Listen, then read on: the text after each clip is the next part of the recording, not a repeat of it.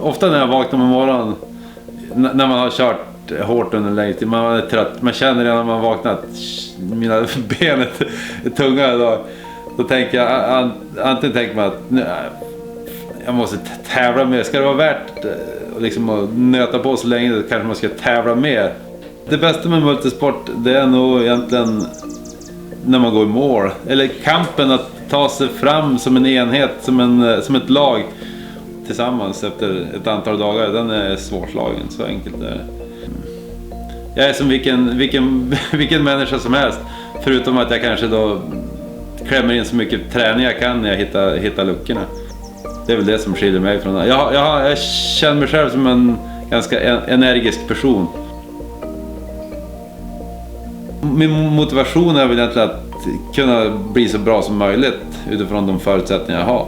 Och jag tror känslan av att vara i form. Känslan av att man kan ta i under lång tid och det går förhållandevis lätt.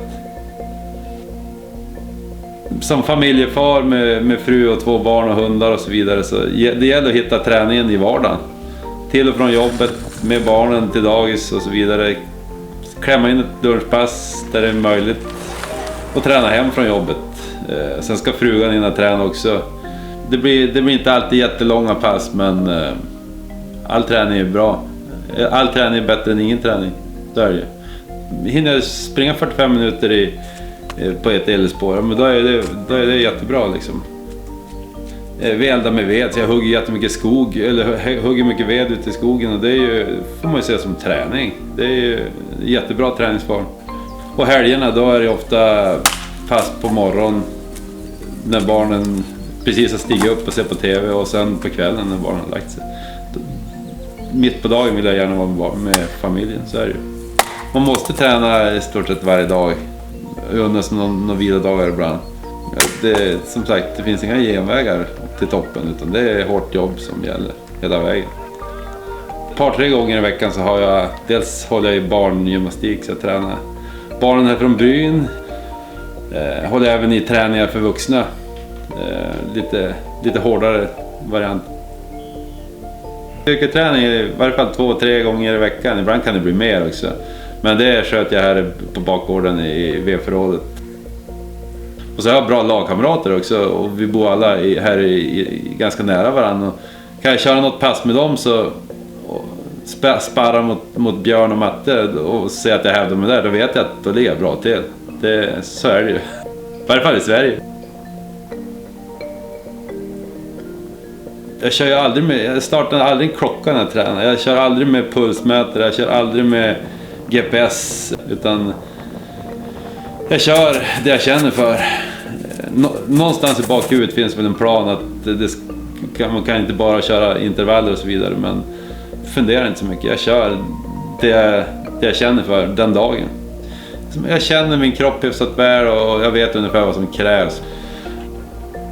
Nej, men jag äter väl det jag kommer över, och att ta en öl till maten på fredagen, det har jag väl som till vanligheten.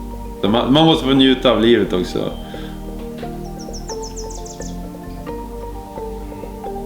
Sen har jag alltid varit fysiskt aktiv i någon mån. Jag har aldrig varit bra på någonting. Men det är mycket hugga skog och mycket fysiskt arbete som jag har insett att det kanske är min grej. Och det var lite grann så jag kom in på multisport också. Jag är som jämndålig på det mesta. Men inga riktiga svagheter. Men inte tillräckligt bra i någon gren heller. Paddling hade jag ju aldrig hållit på med. Men då hittade jag faktiskt en kajakform här ute i hönshuset uppe i takstolen, och då byggde min första kajak, och sen byggde jag 5 till, och sen då så jag kom i kontakt med paddlingen. Kan ta i där, och sen har jag blivit bra på det också. Men jag gillar inte riktigt den här prylhysterin. Det är mycket material och det ska alltid vara det värsta och senaste. Jag är egentligen helt oberedd i sånt där. Jag tar hellre tyngre grejer som håller, för jag vill dels är lite vårdslös med grejerna, men jag gillar bara att kunna ta i och köra.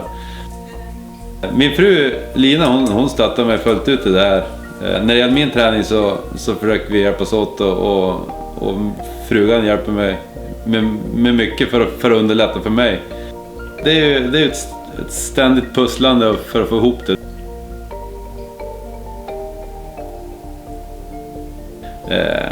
Man får hitta möjligheterna, hitta tiden. Det funkar inte annars om jag ska köra ett eget race, utan man måste fungera som familj också. Det går inte att försaka dem, för då liksom, går det åt helvete. När barnen är vakna och jag är hemma, då vill jag tillbringa tiden med barn och fru. Det blir väldigt lite tv-tittande och så vidare, men det är ingenting jag lider av. För jag har inte mer tid än någon annan över till träning, men liksom två lägen. Antingen ser man svårigheten eller så ser man möjligheten. Jag har valt att se möjligheten.